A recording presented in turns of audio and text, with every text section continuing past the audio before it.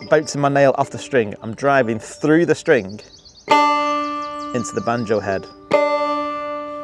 Now watch my thumb when I do this. Did you hear that? Listen to my thumb. My thumb is hitting the banjo head. Now, some people say don't do that. Some people do it on purpose because if you listen to this, it creates a nice drum sound.